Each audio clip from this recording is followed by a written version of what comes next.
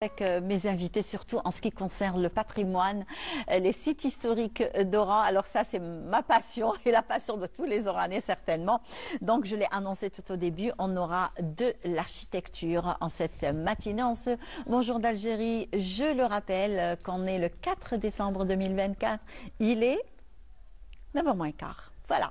Il est 8h45 tapante. Alors nous avons avec nous Monsieur Mohamed Amin Bekhlifi. Alors lui, il est professeur, enseignant, chercheur à l'USTO, Mohamed Boudiaf, à l'université des sciences et technologies de Mohamed Boudiaf à Oran. Alors il sera question aujourd'hui de parler sur la présentation justement de l'ouvrage Oran, ville et architecture de 1790 à 1960. Eh bien, il est là. Bonjour. Bonjour Iman. Ça va? Alhamdoulilah. Vous allez bien? Alhamdoulilah. Marhaba bik. Marhaba bina andkoum. C'est un plaisir de vous recevoir sur le plateau et de parler patrimoine, justement, et sites historiques d'Oran surtout. Plaisir partagé. Très bien. Alors, parlez-nous. Très ravi d'être parmi vous. Merci. Voire très honoré. Juste, Inch'Allah, qu'on nous dit certainement. Parce que l'architecture, elle passe toujours très très fluide dans nos émissions, parce que les gens, on va dire tous nos chers amis téléspectateurs, généralement, on découvre les villes à travers les sites historiques. Parce qu'à partir de ces sites historiques, c'est qu'on peut déterminer un petit peu qu'il y a eu quand même le passage de plusieurs civilisations. Et quand on parle justement d'Oran, c'est les plusieurs civilisations qui ont dominé un petit peu Oran. C'est ce qui fait la beauté de la ville aussi. Ah oui, certainement. Donc on parle aujourd'hui de cet ouvrage, donc Oran, ville et architecture, qui a été initié par un groupe de chercheurs. Oui. Est-ce que vous pouvez nous en dire un peu plus? Oui, bien sûr. Bon, permettez-moi de commencer par une très belle citation de Octavio Paz. L'architecture est le témoin incorruptible de l'histoire. Et notre érudit Malik Ben Nabi disait, la civilisation, c'est pas un emplacement, c'est une construction, c'est une architecture. Donc, comme vous venez de présenter, Oran, ville et architecture 1790-1960 est un fruit d'une équipe de recherche qui s'appelle Invisu. Affilié à l'Institut national de l'histoire de l'art en France.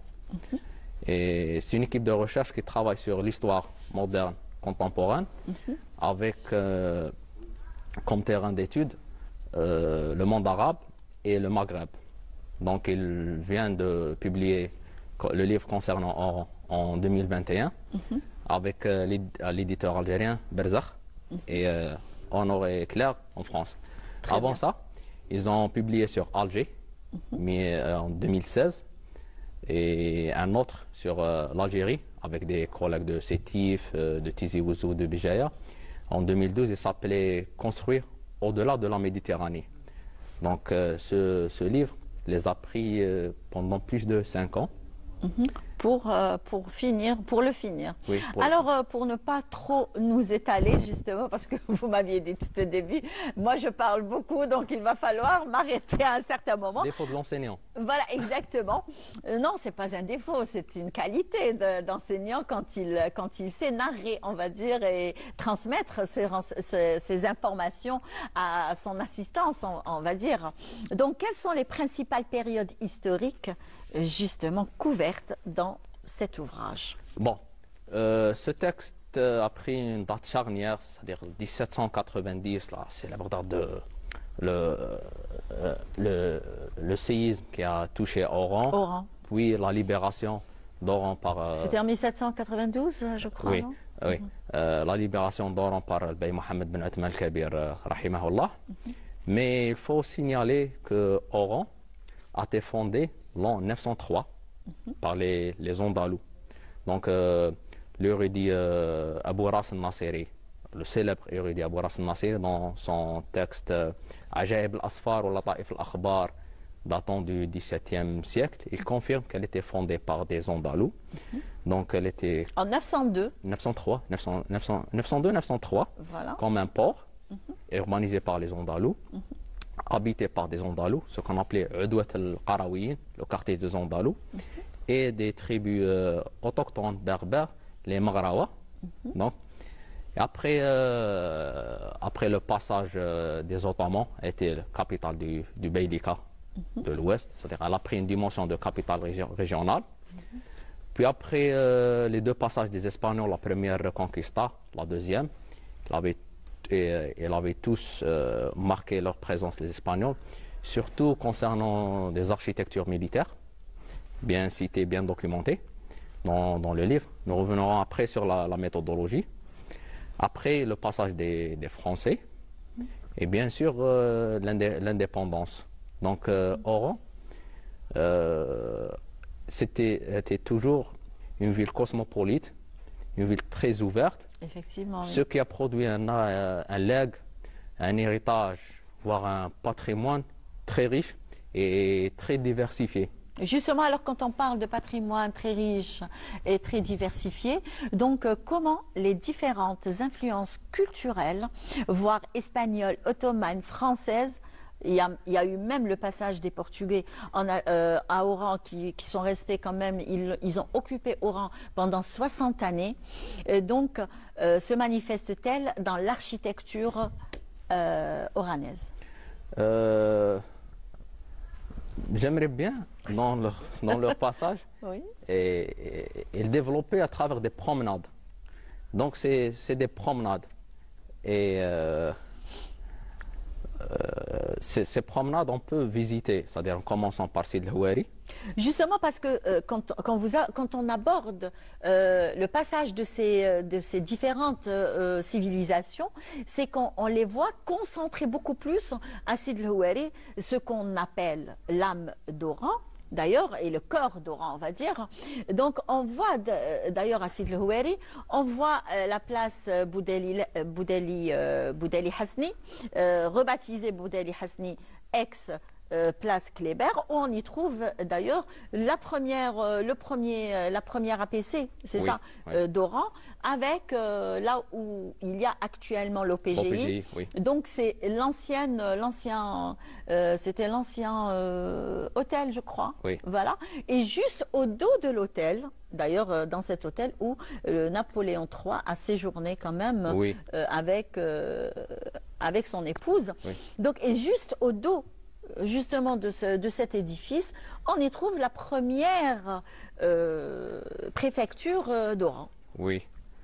Donc, quand on parle justement de Sid el-Houari, on y trouve même l'empreinte ottomane. Oui, c'était le premier noyau. Voilà, le premier noyau. On y trouve aussi la rampe de Madrid, le noyau espagnol. Ensuite, à partir de l'église Saint-Louis, donc on commence à Qui était découvrir... une mosquée andalouse. Exactement, la mosquée Mohamed Ben Athman el-Kbir. Oui. C'est ça? Non, non, Non, non. c'était... C'était à la bien d'un érudit andalou. On dit qu'elle était construite en 12e, 13e siècle. Oui. Mais ça reste un objet de recherche continue. En patrimoine, nous avons un credo. On n'a pas droit à l'hypothèse tant qu'on n'a pas vérifié. Ah, voilà. Oui. Donc, d'ailleurs, juste un peu plus haut, on trouve le petit santon aussi. Oui, Parce qu'il ne faut pas oublier aussi, chers amis téléspectateurs, et surtout là, je m'adresse aux personnes qui ne connaissent pas Oran déjà. Donc, c'est la ville, on va dire, qui est gorgée de forts. Oui, elle est gorgée de forts et comme je l'ai expliqué, c'était l'empreinte espagnole parce que c'était un poste avancé et c'est-à-dire, ces conceptions étaient plus des conceptions du génie militaire espagnol. D'accord? Ouais. Un petit peu pour résumer votre question, Victor Hugo disait que l'architecture est le plus grand livre de l'humanité. Il dit aussi que jusqu'à Gutenberg, l'architecture était l'écriture de l'humanité. Effectivement. Oran, c'est le meilleur exemple. C'est une ville cosmopolite, une ville méditerranéenne, une ville capitale d'une région qui porte son nom, l'Oranie. Oui, Donc, c'est un petit peu, elle marque le passage de chaque civilisation. effectivement. Et même dans ce qu'on peut appeler un style, entre guillemets, il y a toute une belle évolution de style. C'est-à-dire, Effectivement, oui. je ne sais pas, l'art déco qui marque Oran, tout le travail du grand George Wolf, l'architecte du musée, Du musée, oui. oui, le grand Wolf, il y a toute une évolution, même au sein de l'art déco primitif, puis l'art déco riche. Il y avait des exemples du néo-mauresque ou ce qu'on peut appeler l'orientalisme. La gare d'Oran, tout le travail Ah oui. de René C'est un Tournier. joyau architectural Oui, magnifique. et c'est un monument national. C'est un monument classé. Il y a un petit passage aussi d'avant-garde moderniste. Là, on voit la rencontre qu'il y a eu lors du passage Oui. du trio Oui. qui ont réalisé cet ouvrage. Ça a été au CRASC, justement, au siège du CRASC. Si vous permettez, Allez-y. je tiens à remercier chaleureusement tous les cadres du CRASC qui nous ont aidés pour organiser le forum. La première présentation du livre, c'était mardi 26. Tous les cadres du CRASC. Je tiens à remercier aussi les cadres du ministère de l'Enseignement supérieur qui nous ont aidés, les cadres du ministère des Affaires étrangères et tous mes amis et mes collègues qui m'ont aidé pour inviter, pour présenter. Justement, cet ouvrage qui est très important pour la ville d'Oran. Oui. Alors, juste une autre question. Alors, quelles méthodes de recherche Oui. ont été utilisées pour compiler les informations Oui. sur les édifices Oui. d'Oran? Une méthode en patrimoine classique, une méthode d'inventaire, donc sur un plan. Donc il fallait définir les bâtiments qui ont un potentiel. Et l'atout de ce livre, de ce travail, donc les collègues, le trio, Claudine Piaton, Juliette Hubert et Thierry Locard, après ils ont consulté l'ensemble des centres d'archives en France, plus de 20 centres d'archives, plus les archives espagnoles, les archives royales à Madrid et les archives de l'armée royale espagnole. Donc, et sur cette base, on a pu vérifier des informations sûres. Donc, comme je l'expliquais, on n'a pas le droit à l'hypothèse. Donc, et ce livre nous enseigne, peut-être nous corrige, nous donne des informations nouvelles, des informations très importantes, surtout sur le plan scientifique. Oui. Je m'explique. Donc, avant, nous avons l'idée que Albert Ballue était le concepteur de la gare d'Oran. Non, c'est pas juste. Le concepteur de la gare d'Oran, c'est un architecte qui s'appelle Marius Toudoir. Et c'est l'architecte qui a conçu la grande poste d'Alger avec Jules Voineau. Oui. Comment on pouvait trancher sur ça? Il a fallu consulter tous les archives de la SNCF. D'où le travail de l'archive très important pour le chercheur, quel qu'il soit, chercheur en histoire, en géographie, en patrimoine, en architecture, en urbanisme. L'initiative de Monsieur le Président de la République, elle est très importante pour les archives. Bien sûr, parce Oui. que les archives, ils font justement toutes les nations, ils font l'histoire d'un pays, ils font l'histoire de toute une nation. Donc, alors, juste la dernière ligne droite de votre passage avec nous au Bonjour d'Algérie de la station régionale d'Oran. Alors, quelles sont les principales conclusions de l'ouvrage? Bon, cet ouvrage, c'est un socle. C'est surtout concernant l'architecture. Oui, Voilà. c'est un socle. C'est un socle avec des informations très sûres, scientifiquement vérifiées. Donc il peut nous permettre d'élargir la perspective dans la valorisation de notre patrimoine. Parce qu'avant de valoriser le patrimoine, il faut le connaître. Effectivement. Le connaître d'une façon sûre et scientifique. Voilà, bah Donc, oui. C'est un socle sûr.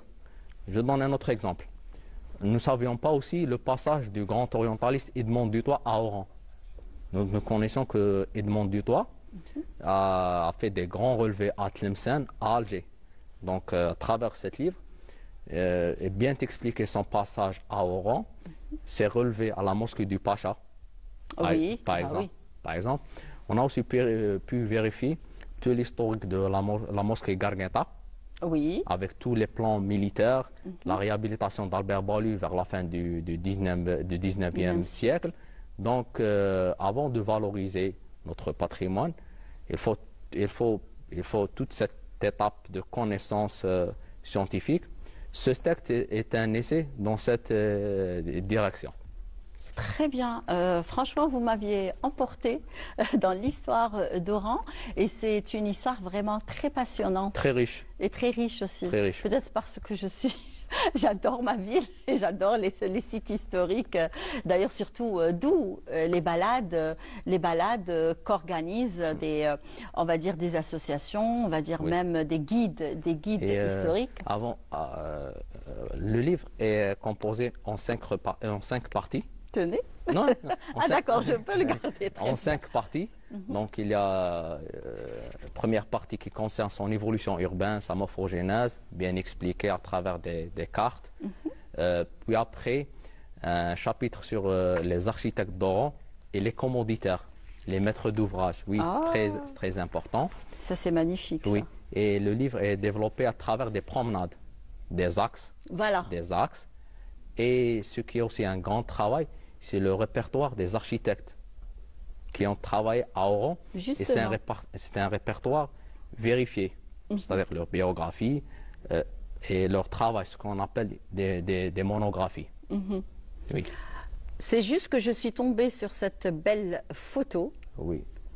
Elle est magnifique. L'ancienne synagogue. Justement. L'ancienne voilà, synagogue. donc on a récupéré.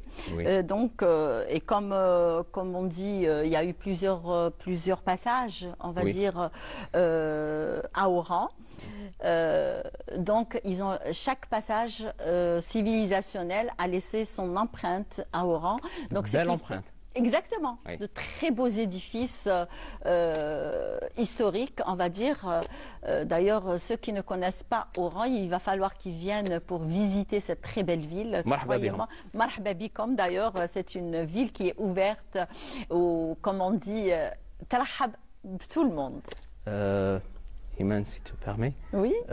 Aujourd'hui, il y a une dynamique dans la prise en conscience du patrimoine algérien qui est riche, très riche, très riche, soit patrimoine matériel ou immatériel, et une dynamique très positive, surtout concernant la valorisation.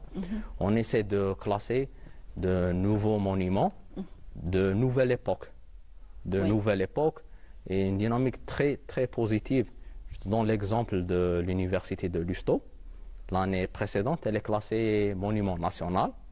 Un très bel édifice, hein. Oui. Très très belle université. Pour ceux et celles qui ne connaissent pas l'université de Lusto, Mohamed Boudiaf, c'est un édifice magnifique. D'ailleurs, son architecte, c'est un japonais, non? Oui. Voilà. Oui, c'est 15 Autange, 1974. Exactement. Les plans authentiques, il a signé en décembre 1974 et c'est la seule œuvre structuraliste en Afrique. Oui.